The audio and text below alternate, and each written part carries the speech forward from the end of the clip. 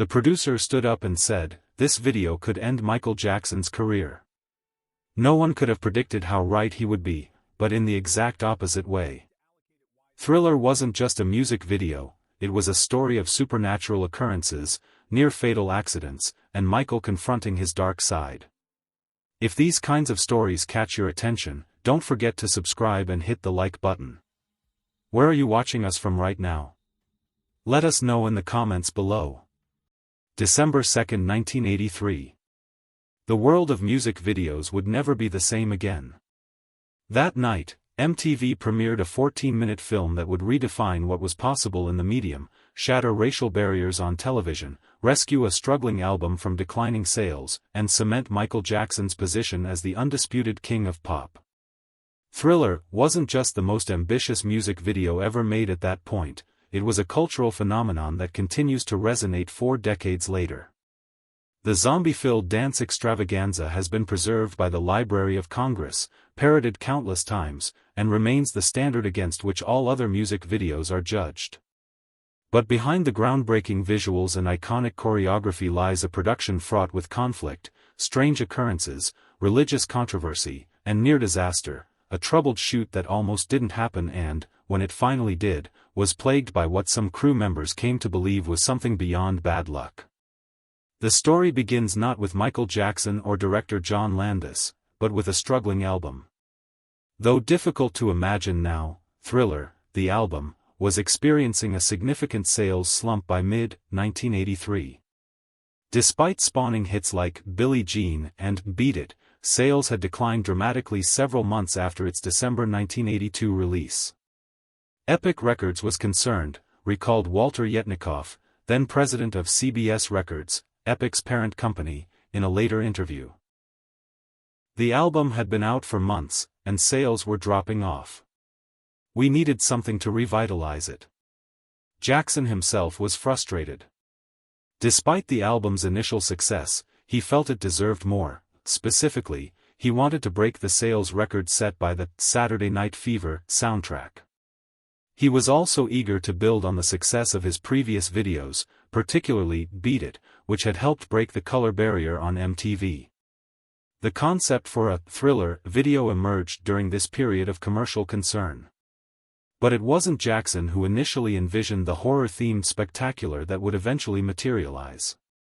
The original idea came from director John Landis, whom Jackson had approached after seeing Landis's film An American Werewolf in London.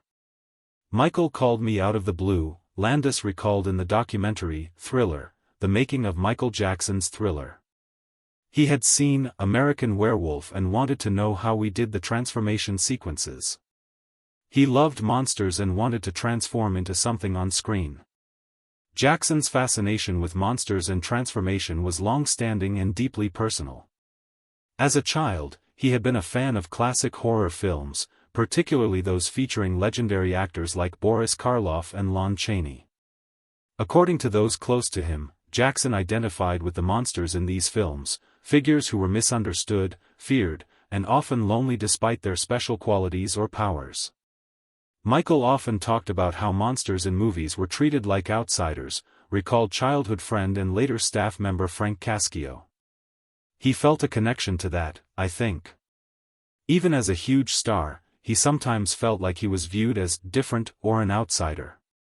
This personal connection to the material would make the Thriller project especially significant for Jackson, not just as a commercial endeavor, but as an artistic expression of themes that resonated with his own experiences and psychology.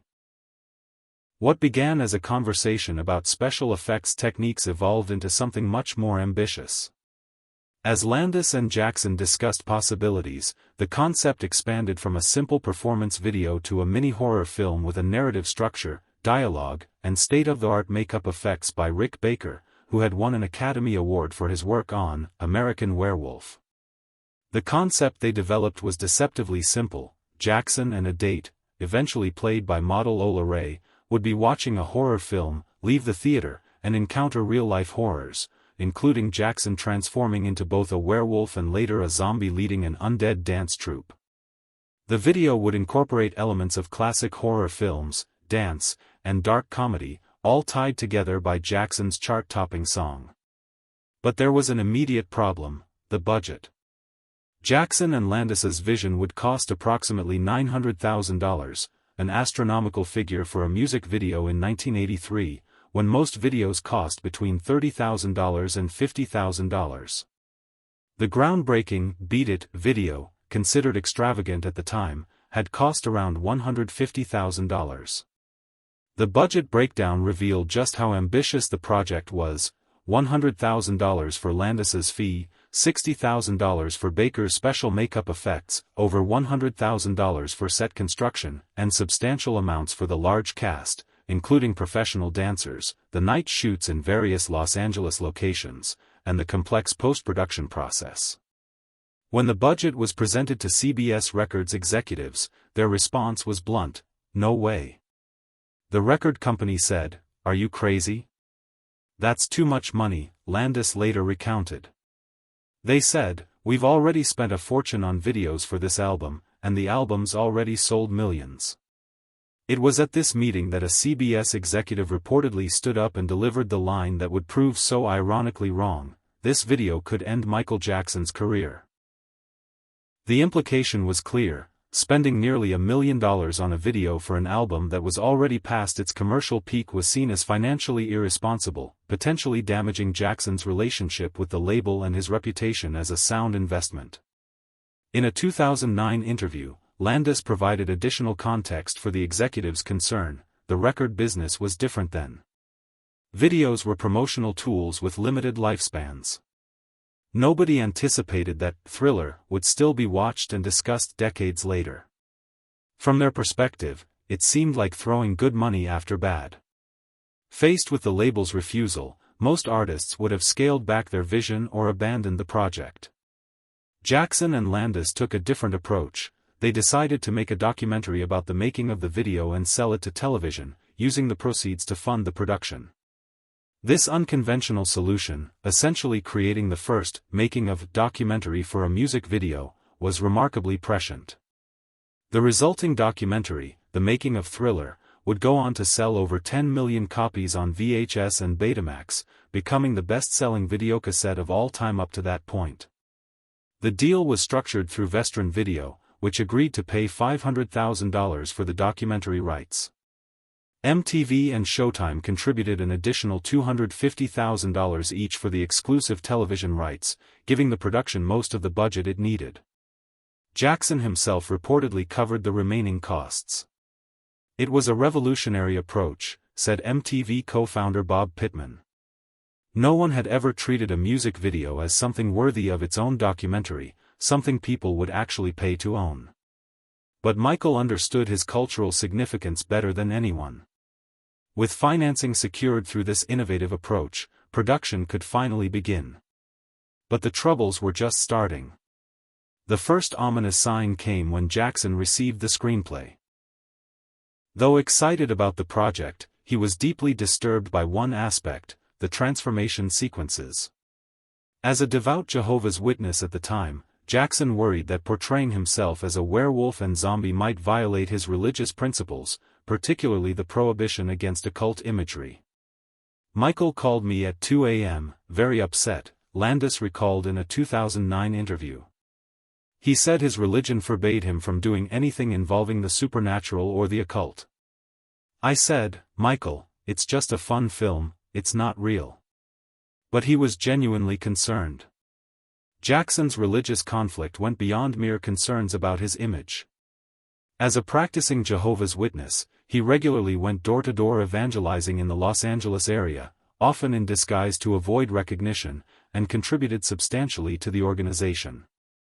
His faith was a genuine and significant part of his identity, making the prospect of violating its tenets truly distressing for him. According to LaToya Jackson's autobiography, Michael consulted with his mother Catherine, also a devout Jehovah's Witness, who expressed serious reservations about the project. Several elders from his Kingdom Hall reportedly viewed early concept art for the video and warned him that participating could lead to disfellowshipping, essentially excommunication from the religious community. Jackson's religious worries nearly derailed the production before it started. He consulted with elders from his Kingdom Hall, who reinforced his concerns. The situation became so serious that Landis feared Jackson might pull out entirely.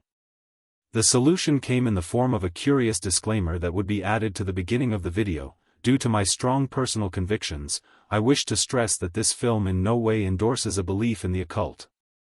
This bizarre statement, unprecedented in music video history, was Jackson's attempt to reconcile his artistic ambitions with his religious beliefs. Landis later admitted that he found the disclaimer silly, but agreed to its inclusion to alleviate Jackson's concerns. In the documentary, Thriller, The Making of Michael Jackson's Thriller, careful viewers can spot a moment where Jackson appears visibly relieved when Landis assures him the disclaimer will be included. Even with this disclaimer, rumors persist that Jackson's involvement with Thriller contributed to his eventual break with the Jehovah's Witnesses in 1987. Some sources suggest that church elders remained uncomfortable with the video despite the disclaimer, creating ongoing tension between Jackson and his faith community. Katherine Jackson later confirmed that Thriller had indeed caused problems within their religious community. Some of the elders felt the video promoted demonology, she said in a 1990 interview. It put Michael in a difficult position because he had to choose between his art and his religion. With the religious concerns temporarily addressed, production finally began in October 1983. The 14-day shoot would take place across various Los Angeles locations, including the Palace Theater for the movie date scenes, an artificial fog-shrouded forest built on a soundstage, and the now-famous zombie dance sequence, which was filmed on Union Pacific Avenue in East Los Angeles. The cast and crew assembled for the project were impressive. In addition to Landis and Baker, the production included cinematographer Robert Painter, who had worked with Landis on Trading Places and An American Werewolf in London, choreographer Michael Peters, who had choreographed Jackson's Beat It video, and a team of dancers and actors selected through an intensive audition process. The makeup team, led by Baker, faced particularly daunting challenges. The zombie looks required extensive prosthetics and makeup for dozens of dancers, while Jackson's werewolf transformation would involve cutting-edge animatronics and special effects. The preparation was intensive. Baker and his team spent weeks creating custom prosthetics and conducting makeup tests before filming began. The production immediately encountered problems. During the first night of filming at the Palace Theater, the vintage movie projector being used as a prop repeatedly malfunctioned, delaying shooting for hours. When it finally worked, the film kept breaking. It was strange, recalled one crew member who wished to remain anonymous. That projector had been tested extensively before the shoot and worked perfectly. But the moment Michael was in the scene, it would jam or the bulb would blow. Stranger still were the electrical issues that plagued the production. Lights would inexplicably flicker or blow out during key scenes. The fog machines used to create the eerie atmosphere in the forest scenes malfunctioned repeatedly, either producing too much fog, making filming impossible, or none at all. "I've been on a lot of sets," said assistant director David Sosna, "and I've never seen so many technical problems in such a short period." It got to the point where some crew members were joking that the set was cursed. One particularly bizarre incident occurred during filming of the scene where Jackson first begins to transform into a werewolf in the forest. As described by multiple crew members, a series of inexplicable power failures affected only certain lights on the set, creating a pattern of illumination that wasn't in the lighting design. When the gaffer examined the electrical system, he could find no explanation for why specific lights were failing while others on the same circuit remained functional. "It was as if someone was playing with the lights," the anonymous crew member recalled. "The pattern kept changing, but it was always just enough lights to allow filming to continue, just not as planned." John Landis was furious, but eventually, he just adapted and used the strange lighting effect. If you watch that scene closely, you can see it's lit differently than the rest of the video. These technical difficulties were compounded by the physical demands of the shoot. The zombie makeup designed by Rick Baker required dancers to sit for hours of application, some arriving at 4 a.m. for makeup that wouldn't be filmed until that night. The prosthetics were uncomfortable, limiting visibility and mobility, which made the intricate choreography even more challenging. Dancer Vincent Patterson, who portrayed the lead zombie and would later work extensively with Jackson as a choreographer, described the difficult conditions. We couldn't see properly, could barely breathe through the prosthetics, and the contact lenses were incredibly uncomfortable. Plus, we were dancing on asphalt, which is brutal on your body. It's amazing we pulled it off at all. Several dancers suffered injuries during the shoot. One twisted an ankle after tripping over a camera cable that assistant directors insisted had been secured and marked with bright tape just minutes before. Another experienced an unexplained rash after applying the zombie makeup, despite having tested the same materials days earlier with no adverse reaction. Jackson himself underwent a grueling 4-hour makeup process for his transformation scenes. The werewolf sequence was particularly difficult, requiring him to perform with restrictive prosthetics and contact lenses that severely limited his vision. During one take of the transformation scene, a technical malfunction with the hydraulic system used to simulate the werewolf's emerging claws nearly injured Jackson seriously. According to crew members, a metal piece broke loose and missed Jackson's eye by inches. It was a very close call, recalled makeup artist Rick Baker. If that piece had hit him in the eye, it could have been catastrophic. We all held our breath when we realized how close it came. Baker, a veteran of numerous horror films and complex makeup effects, later admitted that the number of technical problems on Thriller was unusual. "I've worked with these materials and mechanisms hundreds of times," he said in a 1984 interview. "They're usually very reliable. But on that shoot, we had more malfunctions in 2 weeks than I'd had in the previous 2 years. This near accident contributed to the growing sense of unease on set. But it was the events surrounding the famous zombie dance sequence that would truly cement Thriller's reputation as a troubled production." The zombie dance, choreographed by Michael Peters, who had also choreographed Beat It, was scheduled for a 2-night shoot on Union Pacific Avenue. The location was chosen for its nondescript, slightly run-down appearance, which would enhance the spooky atmosphere. What the production team didn't know, or at least, what most of them claim not to have known, was the location's dark history. According to local residents interviewed during the shoot, that stretch of Union Pacific Avenue had been the site of a tragic accident decades earlier, when several children had been killed by a speeding car while trick-or-treating on Halloween night. "We only found this out after the first night of shooting," said a production assistant who requested anonymity. "An elderly woman who lived nearby came to watch the filming and told us about it. She seemed spooked that we were filming a horror-themed video on that exact spot." Whether this story is true or urban legend remains disputed. No official records of such an accident have been definitively linked to that location. But true or not, the tale spread quickly among the cast and crew, adding to the increasingly tense atmosphere. Another crew member later added a detail to this story that hasn't been widely reported. "The woman told us that the accident had happened exactly 20 years earlier, in 1963. When someone pointed out that we were shooting exactly 20 years later, in October 1983, people got really uncomfortable. A few of the more superstitious crew members wanted to change locations, but we were already halfway through the sequence." It was during the filming of the zombie dance that the most frequently reported strange occurrences took place. Multiple dancers in zombie makeup reported feeling inexplicably cold spots on the set, despite the warm October weather and the heat generated by the lighting equipment. "There was this one corner where it would suddenly get freezing cold," recalled dancer Lorraine Fields. "We'd be sweating under all that makeup and those heavy costumes, and then you'd walk through this one spot and it would be ice cold. Several of us felt it, but we didn't talk about it much at the time." More troubling were the equipment malfunctions that continued to plague the production. During a crucial take of the main dance sequence, all 3 cameras filming the action simultaneously jammed, an occurrence that camera operators described as statistically impossible. Sound recordist Mark Hankey reported that his equipment picked up unexplained sounds during filming, what he described as whispers and children's laughter, that weren't coming from anyone on set. When the audio tapes were reviewed the next day, these sounds were absent. "I've never experienced anything like it," Hankey said years later. "I'm not a superstitious person, but there was definitely something strange happening with the audio. Multiple times I had to check if someone had left a microphone open because I was picking up these faint voices that shouldn't have been there.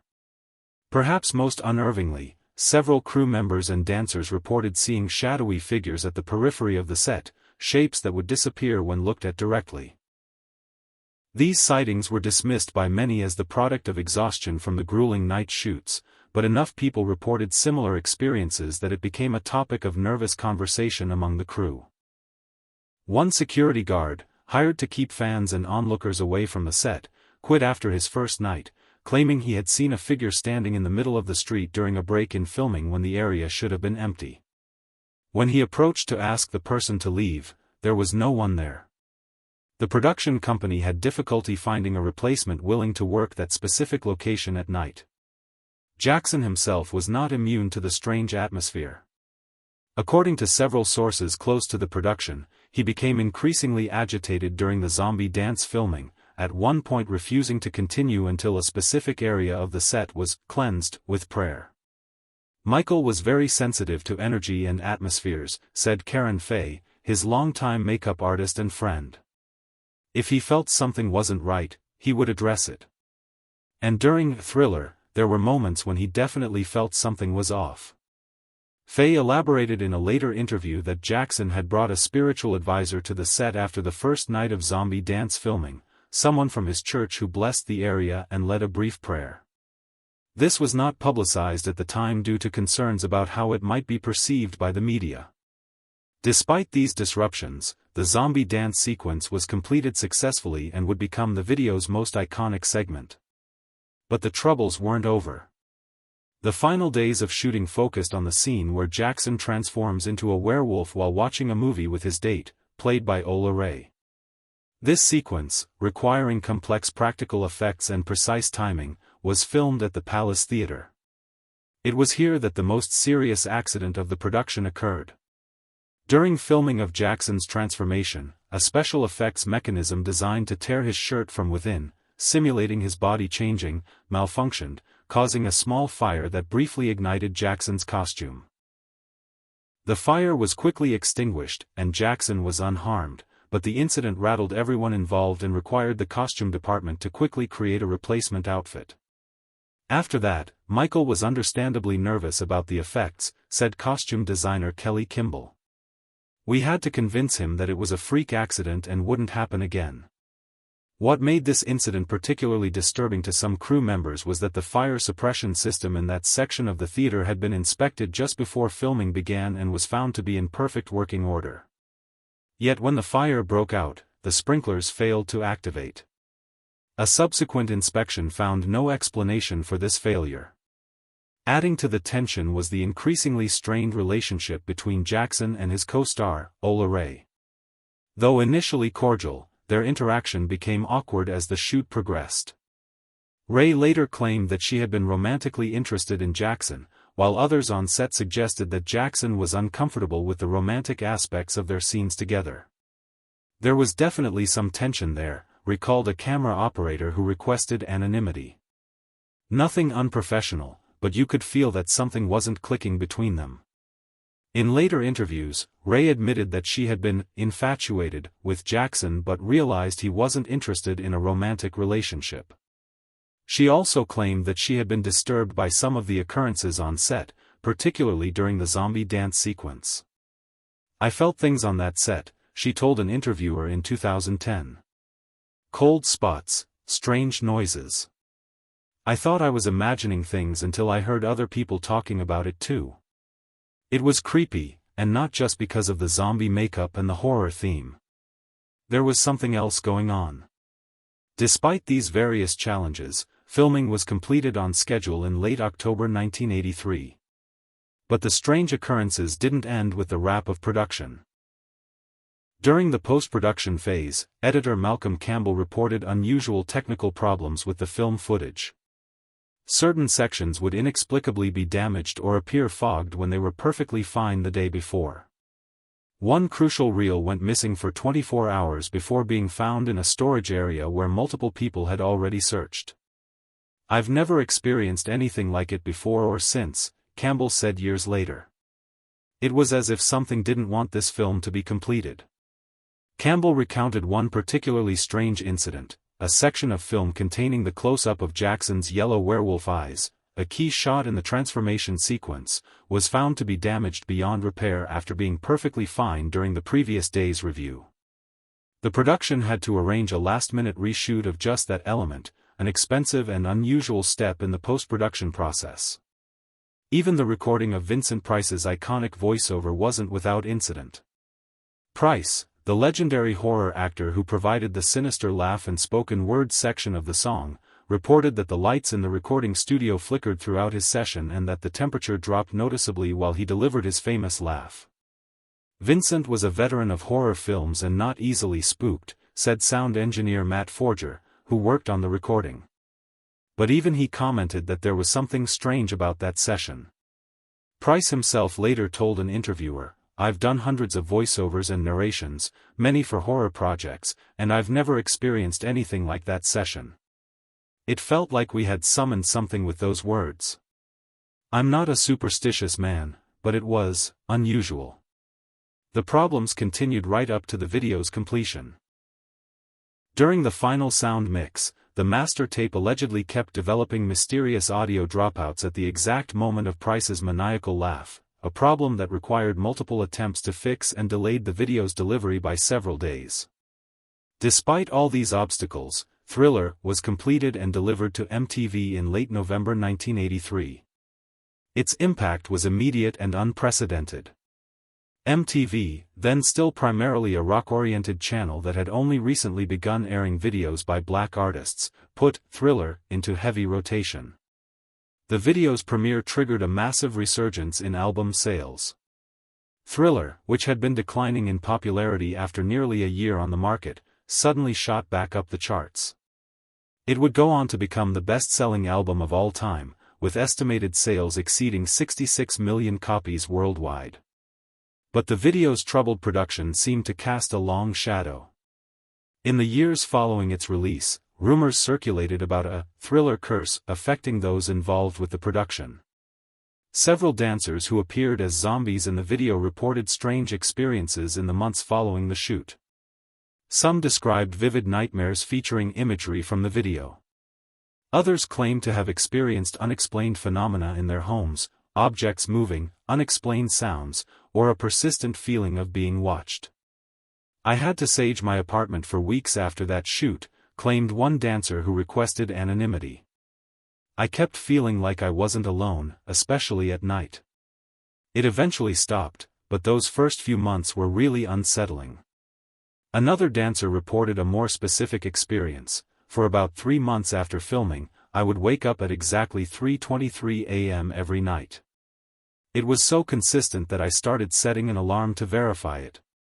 I found out later that 3:23 was supposedly the time when that old accident had happened on Union Pacific Avenue. Once I learned that, I got really freaked out and actually moved to a different apartment." While many of these accounts must be taken with a grain of skeptical salt, the human tendency to connect unrelated events or embellish stories over time is well documented. The sheer number of similar reports from different individuals involved with the production has contributed to Thriller's reputation as a uniquely troubled shoot. More tangibly, the video seemed to mark a turning point in Jackson's life and career. Though Thriller elevated him to unprecedented heights of fame and success, the years following its release were marked by increasing personal and professional challenges. His relationship with the Jehovah's Witnesses deteriorated, leading to his formal disassociation from the religion in 1987, a painful break that distanced him from his family and religious community. Some close to Jackson suggested that the controversy surrounding Thriller contributed to this split, as church elders continued to express concern about the video's occult imagery despite the disclaimer. "The Thriller controversy never really went away within the church," said one former Jehovah's Witness who knew Jackson through their shared faith. Even with the disclaimer, many felt he had crossed a line. It created a tension that never fully resolved. Jackson's appearance began to change more dramatically after Thriller, with noticeable alterations to his nose, chin, and skin tone becoming apparent in the mid to late 1980s. While these changes have been attributed to various factors, including the skin condition vitiligo, which Jackson disclosed in the 1990s. Some who knew him suggested that the video's focus on transformation may have influenced his perspective on physical change. After Thriller, Michael became more interested in the idea of transformation, said one longtime associate. The experience of physically changing on screen, becoming something else, fascinated him. I think it affected how he viewed his own appearance and the possibilities of changing it. This perspective was echoed by Jackson's dermatologist, Dr. Arnold Klein, who in a 2009 interview noted, Michael was always interested in transformation and metamorphosis. The werewolf sequence in Thriller wasn't just a special effect for him, it represented something deeper about identity and change that resonated with him personally. Perhaps most significantly, Thriller marked the beginning of Jackson's most controversial period. The massive success of the video and album placed him under unprecedented scrutiny. Every aspect of his life became subject to public fascination and media speculation: his appearance, his personal relationships, his increasingly elaborate lifestyle at Neverland Ranch. This intense spotlight would eventually contribute to the allegations and controversies that dominated the later years of his life. While Thriller made Jackson the biggest star in the world, it also created a level of fame that proved impossible to navigate without consequence. For director John Landis, Thriller also marked a turning point, though a less dramatic one. While the video enhanced his reputation for visual innovation, his film career began a gradual decline in the years that followed. Though he continued to direct, he never again achieved the critical and commercial success of his early work. "I'm not saying there was a curse," Landis said in a 2009 interview. "But it's interesting that something that was so enormously successful seemed to mark a dividing line in both Michael's life and mine. Everything after Thriller was different, and not always in a good way. Even the physical materials of Thriller seemed touched by strange fortune." The iconic red leather jacket Jackson wore in the video, designed by Deborah Nadelman, Landis's wife, was given to his longtime costume designer Dennis Tompkins after the shoot. Tompkins kept it in a special climate-controlled closet, yet reported that it would occasionally be found in different positions despite no one having access to it. After Tompkins' death, the jacket was auctioned for $1.8 million in 2011 to a Texas gold trader named Milton Verrett, who planned to tour it to raise money for children's charities. Strangely, the jacket's public appearances were plagued by security issues and unexplained technical problems at exhibition venues. In 2017, during a charity exhibition in Chicago, the glass case containing the jacket reportedly shattered spontaneously in the middle of the night, setting off alarms but showing no evidence of tampering. Security footage revealed no one near the display at the time of the incident. The master tapes of Thriller were stored in the Helmsley Palace Hotel in Los Angeles for several years after its completion, an unusual location chosen by Jackson himself rather than a proper archive facility. When they were eventually moved to a more secure location, 2 reels were discovered to be missing, only to be found weeks later in an entirely different part of the hotel with no explanation for how they got there. A hotel employee later claimed that before the tapes were found, he had repeatedly heard the distinctive bass line of Thriller playing faintly in the empty room where they had originally been stored. When security investigated, no source for the music could be identified. These stories and incidents, some verified, others relegated to the realm of rumor and legend, have contributed to Thriller's reputation as something more than just a revolutionary music video. For many involved with its production, it remains an experience marked by inexplicable occurrences and lingering questions. "I'm not a superstitious person," said cinematographer Robert Painter before his death in 2010. "I've worked on dozens of films, including horror films, and never experienced anything unusual. But Thriller was different. There were too many strange coincidences, too many unusual problems. Sometimes I still think about it and wonder what exactly was happening on that set." Jackson himself rarely spoke publicly about the strange occurrences during Thriller's production. However, in a 1999 interview with MTV, he made a cryptic comment that has fueled speculation: "Sometimes when you're creating something powerful, you attract powerful energies, not all of them good." Thriller had its own energy, its own life. I felt it then, and I still feel it when I watch it now. According to one of Jackson's security guards, the singer refused to watch Thriller alone, even years after its completion. When reviewing his past work, something he did regularly to critique and learn from his performances, he would always ensure someone else was present when Thriller was played. Whether these stories reflect genuine paranormal phenomena, the psychological effects of working on horror-themed content in stressful conditions, or simply the mythologizing that often surrounds landmark cultural productions remains open to interpretation. What's undeniable is Thriller's lasting impact on popular culture. The video transformed music videos from promotional tools into legitimate art forms, complete with substantial budgets and cinematic aspirations. It helped establish MTV as a cultural force, contributed to breaking down racial barriers in music television, and set a standard for ambition and execution that artists continue to measure themselves against decades later. The video's cultural footprint extends far beyond music. The zombie dance sequence has been recreated in countless films, television shows, and public events. The annual Thrill the World event features simultaneous performances of the dance in cities worldwide.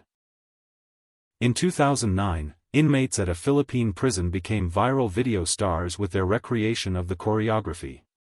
Thriller has been preserved by the Library of Congress in the National Film Registry, the first music video to receive this honor, and the Thriller album was remastered and reissued for its 40th anniversary in 2022, introducing the video to yet another generation of viewers. In a strange footnote to the video's troubled history, several fans and paranormal enthusiasts have reported unusual experiences when visiting the filming locations. The Palace Theater, where the movie date scenes were filmed, has been the site of multiple alleged ghost sightings over the years. Union Pacific Avenue, where the zombie dance was shot, became something of a pilgrimage site for Jackson fans, with some reporting unexplained cold spots in the exact location where the dancing took place. In 2009, shortly after Jackson's death, a group of fans organized an unauthorized midnight recreation of the zombie dance at the original location. According to several participants, the event was disrupted by a brief but intense power outage that affected only the specific stretch of street where they were dancing. Power company records showed no reported outages in the area that night. Yet for all its cultural significance and commercial success, Thriller remains shrouded in legend and speculation, a production that yielded one of music's most iconic creations while generating stories of strange occurrences and lasting consequences for those involved in its creation. As Jackson himself suggests in the video's famous spoken word section, the foulest stench is in the air. And whosoever shall be found without the soul for getting down must stand and face the hounds of hell and rot inside a corpse's shell. For some involved with Thriller, those words took on an unintended resonance, a hint that in creating something timeless, they may have brushed against forces beyond their understanding. Whether curse, coincidence, or creative mythology, the strange legacy of Thriller remains as compelling as the groundbreaking video itself. The producer was right, Thriller did change Michael Jackson's career forever. But not even he could have predicted just how profound that change would be, or the decades of fascination, speculation, and enduring cultural impact that would follow from those 14 minutes of horror-inspired musical brilliance.